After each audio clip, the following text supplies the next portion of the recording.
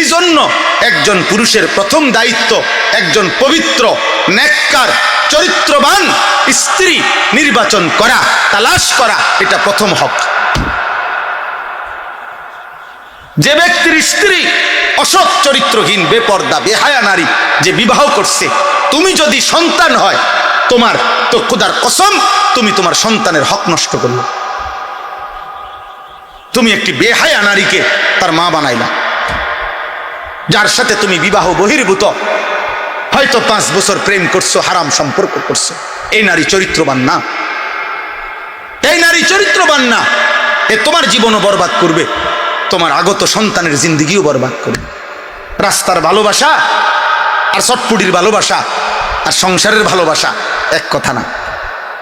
চটপুটির দোয়ানের ভালোবাসা আর পার্ক আর রেস্তোরাঁ আর মোবাইল আর ফেসবুকের ভালোবাসা, রাত্র গভীরের ইউটিউবের ভালোবাসা, নর্তকীর ভালোবাসা আর বাস্তবতার সংসারের ভালোবাসা এক না।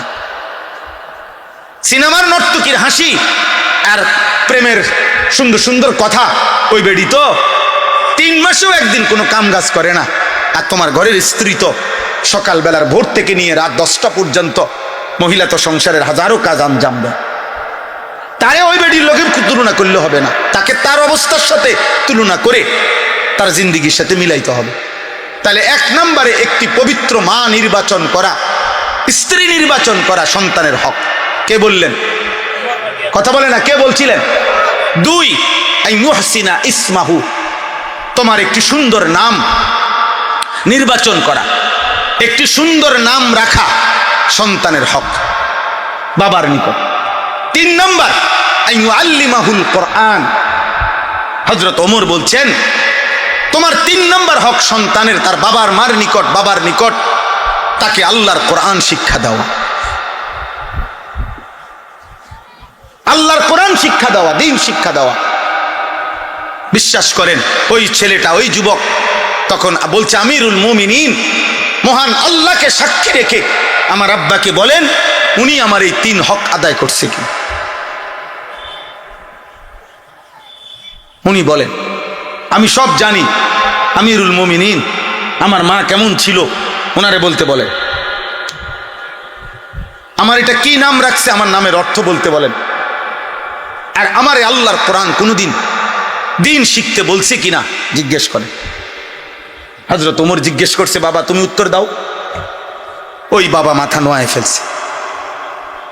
স্পষ্ট কিতাবে আছে হযরত ওমর তখন ধমক দিয়ে বললেন তুমি যেমন তোমার সন্তানের হক নষ্ট করেছ, তো অপেক্ষা করো, কাজেই তোমার সন্তান তোমার হক নষ্ট করছে। টিট ফর টেট, ইট মারলে পাক্কেল খেতে হয়। কামা তাদিনু তুদানু, যেমন কর্ম তেমন ফল। এটা জরুরি। আমি তো এই জন্য ছেলেদেরকে সবসময় বলি আব্বা তোমার আজকের এই মোবাইল, আজকের এই নারীর আসক্তি, আজকে তোমরা যারা নওজোয়ান ছেলে দিবানিশি মোবাইল চালাও, নারী দেখো, ছবি দেখো, অশ্লীল দৃশ্য দেখো, নামাজ নাই, সেজদা নাই, পাক নাফাক নাই, পবিত্রতার ধার ধারণা। আব্বা মনে রাখো একটা ছেলে, এখানে তো তুমি শেষ না, তুমি তো শেষ না, এখনো না তুমি ব্যাচেলার, এখনো না তুমি অবিবাহিত। আল্লাহ চাইতো তোমার সংসার হবে, আল্লাহ চাইতো তোমার ফ্যামিলি হবে, আল্লাহ চাইতো আবার তোমার ঘরে সন্তান আসবে। সেদিন তুমি আমার 14 বছরের ছেলে মাদ্রাসায় পড়ে, ঢাকা সাইনবোর্ড জামিয়া আশরাফিয়া মাদ্রাসায়। তো এ বছরের শুরুতে রমজানের সময় ওই আমারে বলছিল আব্বু নাহভিমির জামাত, আমার ছেলে এখন যেই জামাতে পড়ে, আব্বু আমি একটা কিতাব আছে গুলিস্তা ফার্সিতে, এইটা কঠিন, আমি এটা পারতাম না, আমি এটা পারি না আব্বু, বুঝি না, আমি এটা দেখছি একটু আধটু। আমি তারে বুকে জড়াইয়া বলছি আব্বা আমি ওই নাহভিমির জামাতে 1996 সালে এই জামাতে আব্বা আমিও পড়ছি, এবং আব্বু এটা একদম সহজ, আব্বু পড়ছি এটা, আব্বু এটা পড়ার সময় জানি এটা আব্বা কঠিন হবে না। আর আমি এই জামাতে 1996 সালে বাংলাদেশ কওমি মাদ্রাসা শিক্ষা বোর্ডে বেফাকে সারা বাংলাদেশে 2nd হয়েছি, 2 নাম্বার স্ট্যান্ড করেছি, তুই পারবি আব্বা। তো এটা বলার পরে তারা তো মাদ্রাসায় বুঝাইয়া পাঠাইলাম। তো আলহামদুলিল্লাহ কোরবানের আগে যখন প্রথম মূল্যায়ন পরীক্ষা হয়েছে, আমার সন্তান 7 বিষয়ের মধ্যে ওই বিষয়টাতেই সবচেয়ে বেশি নাম্বার পেয়েছে। উদ্দেশ্য কি? এটা কি বুঝাইতে চাই? তোমাদের ছেলেদেরকে বুঝাইতে চাই আব্বা, আমি আমার ছেলেটাকে আমার ছাত্র জীবনের 96 সালের ঘটনা বলে উৎসাহিত করছি আমার ছেলেকে। এখন তোমরা যে সমস্ত ছেলে এখানে আসো, যে কয়জনে আসো, প্রিয় ভাই, একজন হইল ভাই গো, যে মনে করো আল্লাহ হায়াত দিলে আগামী 20 বছরের মাথায়, আগামী 25 বছর পরে তোমার সন্তান যখন 14 বছর হবে, 12 বছর হবে, 10 বছরে তোমার সন্তান হবে, তুমি তারে কি বলবা? নিজের গল্প কি বলবা? নিজের কাহিনী কি বলবা? তুমি নিশ্চয়ই এটাই বলবা যে বাবা, আমি তোর সেই বাপ, 16 বছর বয়সে আমি বাপ, তোর সেই বাপ, আমি যখন 16 বছর বয়সী ছিলাম সারা রাত মোবাইলে উলঙ্গ ছবি দেখতাম, নর্তকীর নাচ দেখতাম। আমি তোর সেই নাফরমান বাপ যে কোনোদিন 5 ওয়াক্ত নামাজ পড়ি নাই, যে 365 দিনে কোনোদিন ফজরের নামাজ পড়ি নাই। আমি তোর সেই নিকৃষ্ট বাপ, তুই আমার সন্তান নাই তো তুই কি বলবি? নাফরমান বল, বলো আব্বা, একটা ছেলে বলো, একটা বেনামাজি নাফরমান চরিত্রহীন যুবক নারী দেখে, ছবি দেখে, মদের আড্ডা, জুয়ার আড্ডা, নারীর আড্ডা, অসৎ বন্ধুদের আড্ডা, এখানেই শেষ। তুমি সামনে আগাইতা না? তুমি সামনে আগাইতা না? বলেন। হযরত ইমাম শাফিঈ রাহমাতুল্লাহি আলাইহি, আমাদের 4 মাযহাবের একজন ইমাম, ইমাম শাফিঈ জগৎ বিখ্যাত মুজতাহিদ ছিলেন, সারা পৃথিবী স্বীকৃত ইমাম ছিলেন তিনি। ইমাম শাফিঈ রাহমাতুল্লাহি আলাইহি পরিষ্কার বলছে, হে মুসলমান, আল্লাহর কসম, আয-জিনা কারজুন। নাউযুবিল্লাহ। ইমাম শাফি বলে গেছে যে শোনো, ব্যভিচার, নারীর সাথে হারাম সম্পর্ক, খোদার কসম তিনি বলছে এটা একটা ঋণ, যে করলা মনে রেখো, তওবা না করিলে, আল্লাহ মাফ না করিলে, তোমার ফ্যামিলির কাউকে দিয়ে অচিরেই সেই ঋণ তুমি শোধ দিতে হবে। খোদার কসম আব্বা, আদ্দা ওয়াদ্দাওয়া কিতাবে এটা আছে। তোর বিবি শোধ দিবে, তোর মেয়ে শোধ দিবে, তোর বোন শোধ দিবে তোর ব্যভিচারের, তোর নোংরামির শোধ তোর বিবি দেবে, তোর স্ত্রী, তোর মা, তোর বোন, তোর কন্যা। নাউজুবিল্লাহ। সেদিন বুঝবা জীবন কত কঠিন। আমাদের কুমিল্লা মুরাদনগরে একজন আলেমে দ্বীন, এই কোরআন সামনে বললাম ভাই, উনি নিজে বলছে এক মেয়ে এক ছেলের সাথে ভাগ্যা গেছে, ওই এলাকায় ভাগ্যা যাওয়ার পরে বাফে তালাশ করতে করতে না পাইয়া মামলা করছে পোলার নামে। পোলার সন্ধান জানতো কিন্তু খুঁজে পাচ্ছিল না। পোলার নামে, নাম ঠিকানায় যখন মামলা করছে, তখন ওই মেয়ে, কসম আল্লাহর, ওই আলেম জীবিত আছে, যদি কারো চ্যালেঞ্জ করতে মন চায় আমি নিয়ে যাবো তোমার ওই হুজুরের কাছে, আমি ইচ্ছা করে নাম বলতেছি না আর কি। ওই হুজুর বলল, ওই বাফে যখন মামলা করছে ওই ছেলের নামে, ওই মেয়েটা একটা চিঠি পাঠাইছে তার বাপের কাছে। চিঠির মধ্যে যেটা লিখছে, আব্বা, যেই কাজটি আপনি আমার মায়ের সাথে, আপনি যেটা করেছিলেন হুবহু আমি তাই করলাম, আমার বেলায় মামলা করলেন কেন? তার মানে আপনি জবাব দেন আব্বা, আপনি কি আমার মারে ভাগাইয়া নিয়ে বিয়ে করেন নাই? আমি তো জানি। তো একই কাজ আমি করলাম, এখন আমার বেলায়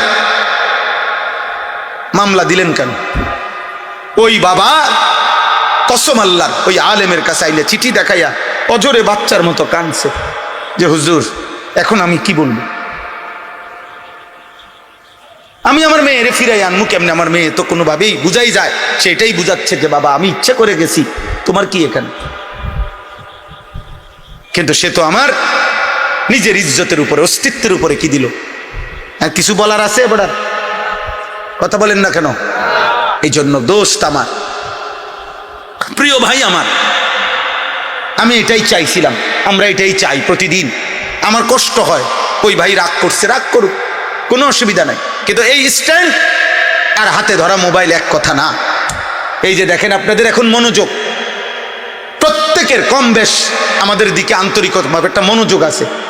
এটা যদি মোবাইল ধরে রাখতেন, ভিডিও করে আগাইতো, পিচ্ছাইতো, এটারে এরুম করতো, সবাই দিকে উড়াইতো, এই মনোযোগটা কি তৈরি হইতো? এই কথাটা দিলে পৌঁছতো? আমি তো আগেই বলছি, পরিবর্তন তো কার হাতে? আলেম যেই হোক, আপনার মসজিদের ইমাম সাহেব হোক, সামনাসামনির দিকে তাকাইয়া শোনার মধ্যে বরকত বেশি। আর মোবাইল হাতে ধরে রাখলে এই মনোযোগ হয় না। এই আমি এখানে পড়ছি, আপনার ঘরে শোনাবো, এখানেও একটা আয়াত আছে। আল্লাহ তাআলা বলছেন কোরআনের একাধিক জায়গায়, আল্লাহ তাআলা বলছে 3 জিনিস একত্র করো। 1 কান, 2 চোখ, 3 দিল। এই 3টি যদি একমুখী করতে পারো, এক মন করতে পারো, একাগ্রতা, তো আল্লাহ তাআলা ওয়াদা দিছেন নিশ্চয়ই আমার কোরআনের মধ্যে তার জন্য উপদেশ রয়েছে। ইন্না ফি যালিকা লাযিকরা লিমান কানা লাহু কলবুন আও আলকাস সামআ ওয়া হুয়া শাহীদ।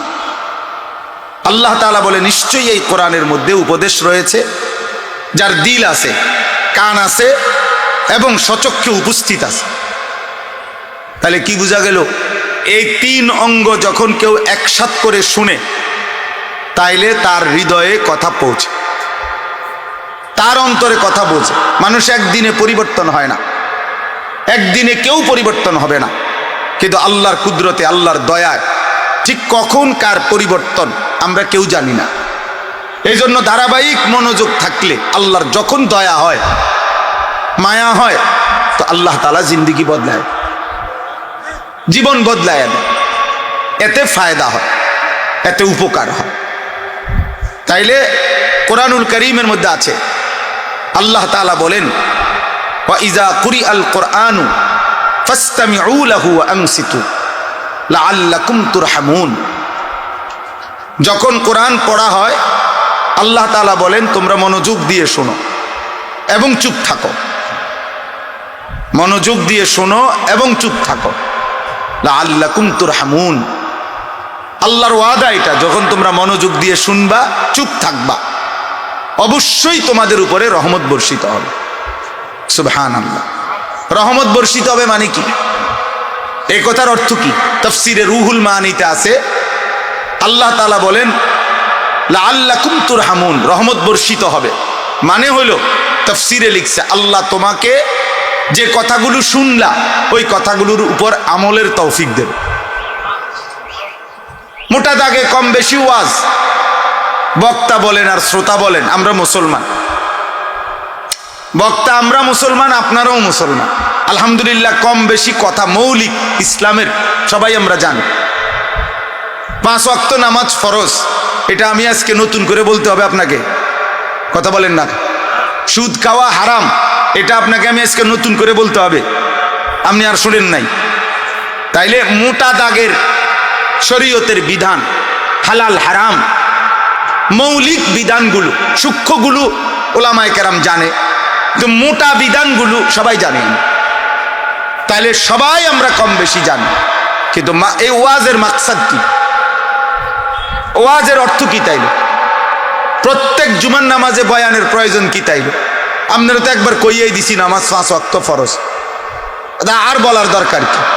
আল্লাহ তাআলা কোরআনুল কারীমের মধ্যে বলছেন, হে নবী আপনি আমার কথা বারবার বলেন, বারবার বলেন, বারবার বলেন, বারবার বলেন, বারবার বলেন। কেন? ফাইন্নাদ যিকরা তানফাউল মুমিনিন, প্রত্যেকবারের বলার দ্বারা মুমিনের উপকার হবে।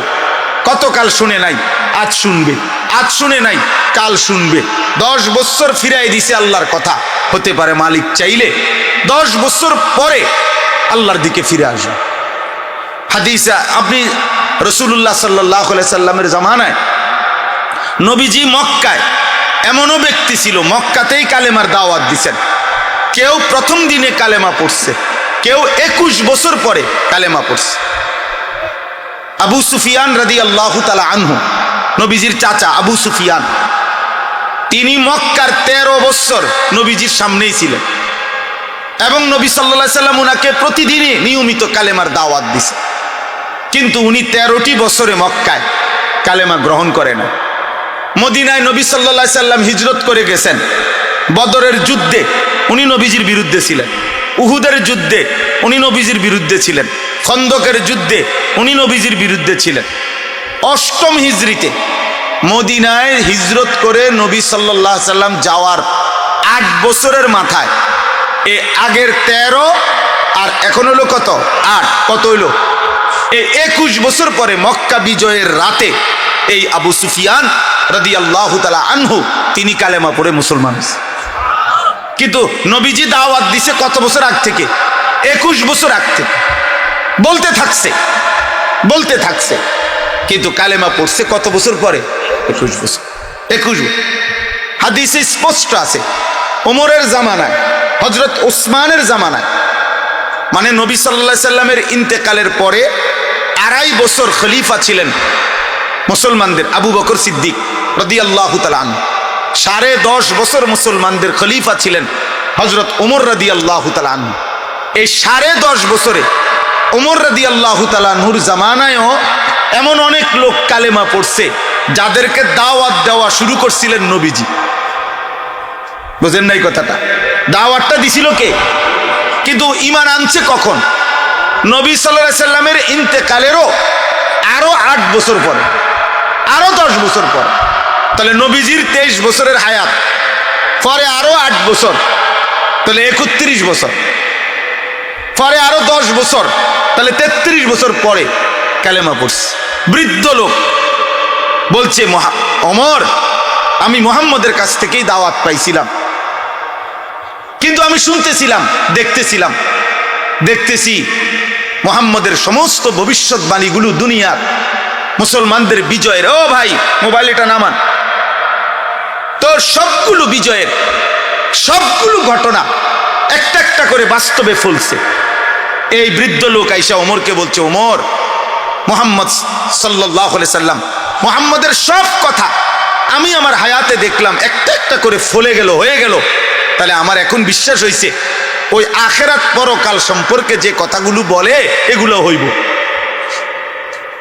কারণ এটি যেহেতু হয়েছে, সব যেমনে কইছে এমনে বুঝা গেছে মৃত্যু এবং পরকাল সম্পর্কে মুহাম্মদ যা বলতেছিল এগুলোও হবে। অতএব আমি কালেমা পড়ে মুসলমান হইতে চাই। তাহলে দাওয়াত দিছিল কে? নবী সাল্লাল্লাহু আলাইহি সাল্লাম। কালেমা পড়ছেন কখন? ওমরের জামান। এজন্য কোনো ওয়াইজ আমরা হতাশ হই না।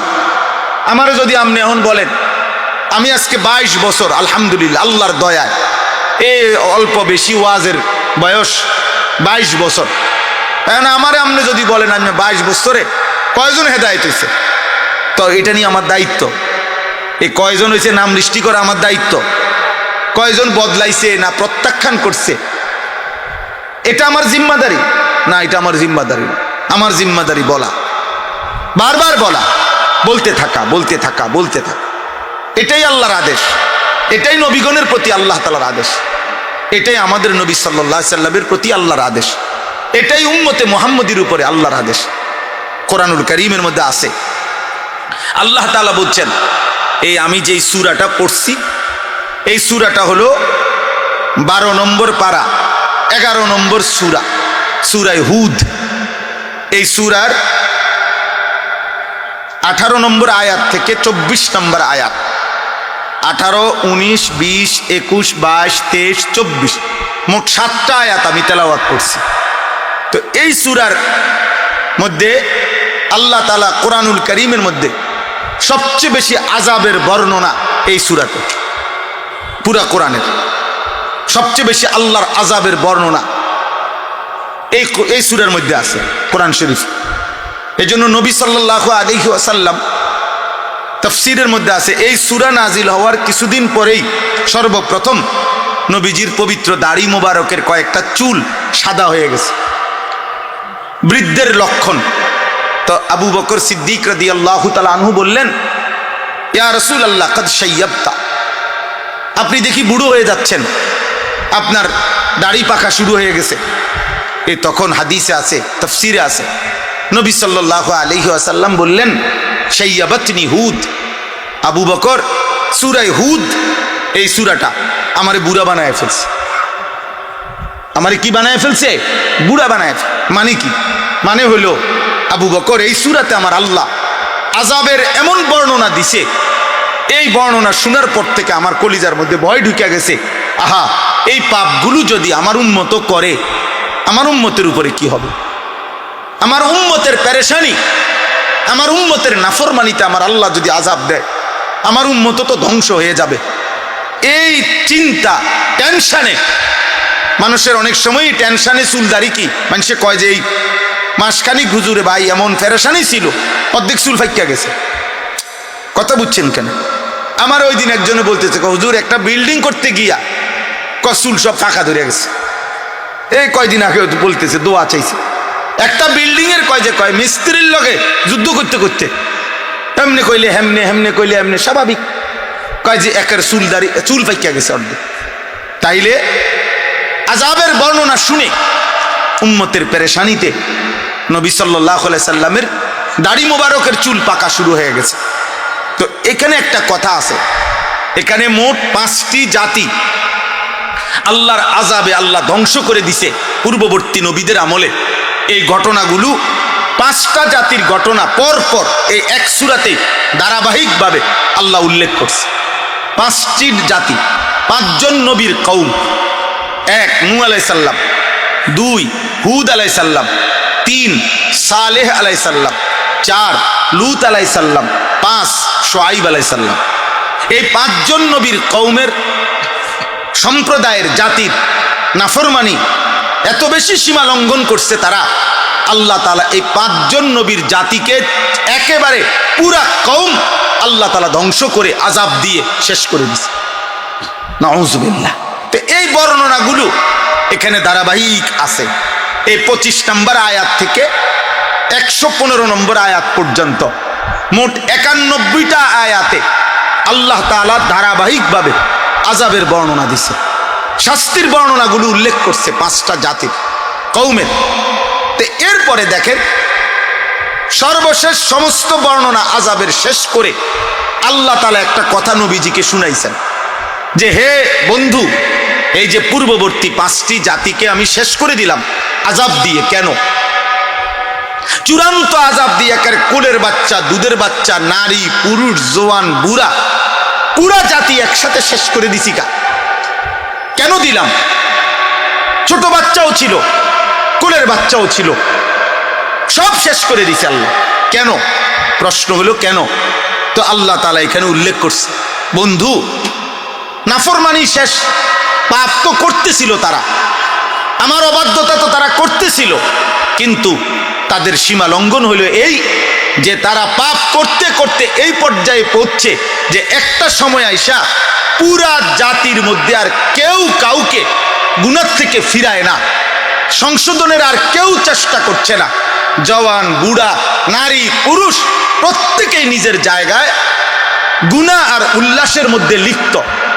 কেউ যে কাউকে ফিরাবে, বাপে পুতেরে বলে না, মা জিরে বলে না, দাদা নাতিরে বলে না, সমাজের মুরব্বীরা ছোট বাচ্চাদেরকে বলে না, অভিভাবক অধীনস্থকে বলে না। এই কথাই স্পষ্ট কোরআনে আল্লাহ উল্লেখ করছে, বন্ধু, যেদিন আমি দেখলাম যে সবাই পাপে ডুবে গেছে, কেউ আর আমি আল্লাহর কথা বলতেছে না, ফিরাইতে চাইতেছে না, কাউকে জাহান্নাম থেকে বাঁচাইতে চাইতেছে না, তো আমি আল্লাহর আযাব তখন পুরা জাতি ধ্বংস করে শেষ করে দিছে। এখানে একটা কথা আছে, আল্লাহ তাআলা বলছে, কোন জাতি, কোন সম্প্রদায় পাপ যতই করুক, যদি বন্ধু আপনার কাছে ওয়াদা দিলাম কিয়ামত পর্যন্ত নিজেদের মধ্যে যদি সংশোধনের চেষ্টা চালু রাখে, কম হোক, কিন্তু তাদের মধ্যে যদি ফিরাইবার চেষ্টা থাকে গুনাহ থেকে, নাফরমানি থেকে, আল্লাহর অবাধ্যতা থেকে, তাহলে আমি আল্লাহ ওয়াদা দিলাম পাপের পরিমাণ যতই হোক পুরা জাতি দুনিয়াতে আযাব দিয়ে ধ্বংস করব। কিসের ভিত্তিতে বলেন? একজন আরেকজনকে ফেরাইবার কি চেষ্টার ভিত্তিতে, ইসলাহের ভিত্তিতে, সংশোধনের চেষ্টার ভিত্তিতে, সংশোধনের চেষ্টা এটা অব্যাহত থাকা, ধারাবাহিক থাকা। এই জন্য ফিরবে না না ফিরবে এটা জানার বিষয় না, জানার বিষয় হলো ফেরানোর চেষ্টা আছে কিনা। কথা বুঝছেন না? একটা ফ্যামিলির বয়স্ক লোকটা বাইচা আছে, কিন্তু ওনার ঘরের ফ্যামিলি 8 জন, উনি দেখতেছে একজনও ফজরের নামাজ পড়ে না। আপনি এটা কিভাবে মেনে নিচ্ছেন? আপনি এটা কেন মেনে নিলেন? যে হুজুর বলছি, আজ যা বহুদিন বলছি, শুনে না, তো শুনে না বলার পরে আপনি থেমে গেলেন, আর বলতেছেন না, এই অনুমতি আপনারে কে দিল? যে আর কইতে হবে না?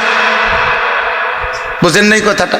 হযরতে নূহ আলাইহিস সালাম 950 বছর কালেমার দাওয়াত দেওয়ার পরেও, 950 বছর কি মামুলি কথা?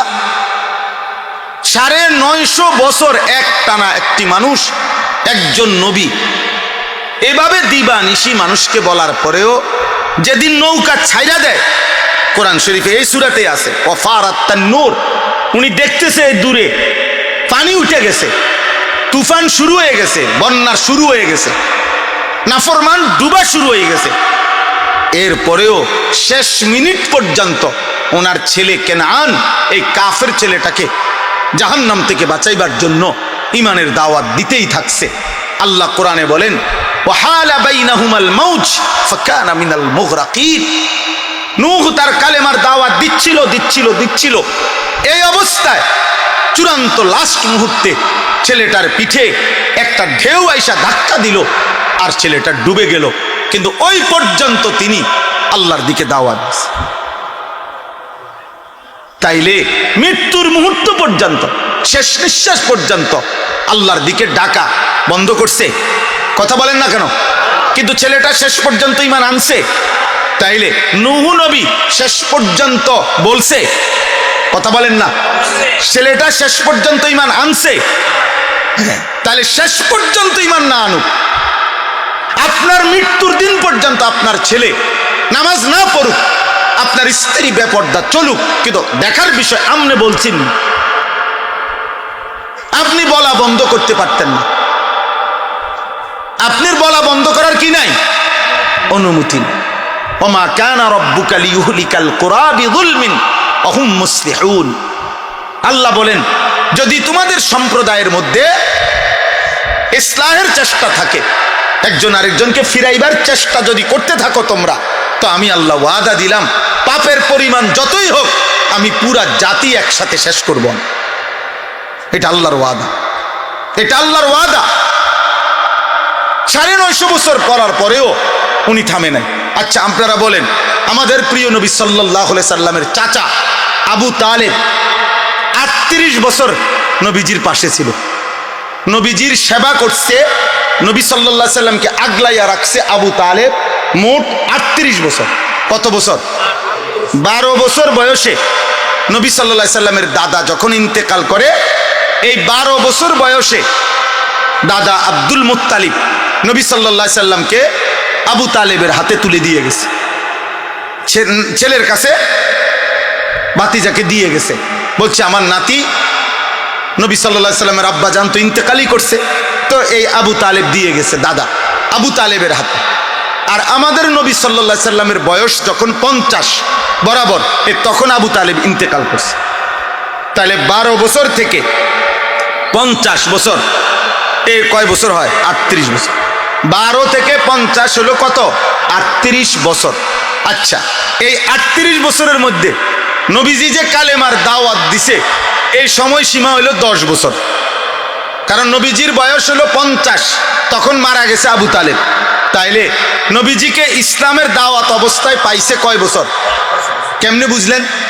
ওই 40 থেকে কত? 50। কারণ তিনি দাওয়াত দেওয়া শুরু করছে মানুষকে কত বছর বয়সে? 40 বছরে। তাইলে আবু তালেবকে নবীজি কালেমার দাওয়াত দিছে 10 বছর। কত বছর?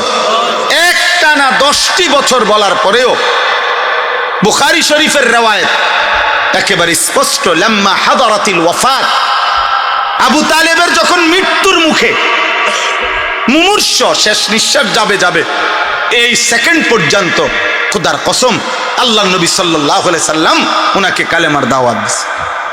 কুল লা ইলাহা ইল্লাল্লাহ কালিমাতান আশহাদু লাকা বিহা ইনদাল্লাহ। বলছে চাচা শেষবারের মতো বলতেছি, একটা বার শুধু আপনি লা ইলাহা ইল্লাল্লাহর কালেমাটা একটাবার পড়েন চাচা, একবার যদি বলেন, আমি এই একবারের বলা আপনার ইমানের কালেমা দিয়ে আখেরাতে আল্লাহর সামনে হাসরের ময়দানে আমি আপনার পক্ষে সাক্ষ্য দেব যে আমার চাচা ইমান আনছে। কিন্তু আবু তালেব, হাদিসে আছে, ফালাম ইয়াজাল রাসূলুল্লাহ সাল্লাল্লাহু আলাইহি ওয়াসাল্লাম, নবীজি বারবার বলতেছিলেন ওয়াইউঈদুহুম তিলকাল মাকালা, আর পাশে দুইজন কাফের, একজন আবু জাহাল, আরেকজন হলো উমাইয়া ইবনে খালফ। এই দুই বেঈমান পাশে বৈশা বারবার বলতেছিল, আবু তালেব কালেমা বলিস না, তুই আমাদের সাথে আজীবনের সঙ্গী, তুই বলিস না, তুই আমাদের বংশে বেইজ্জতি করিস না। এইভাবে একদিকে এই দুই বেঈমান নিষেধ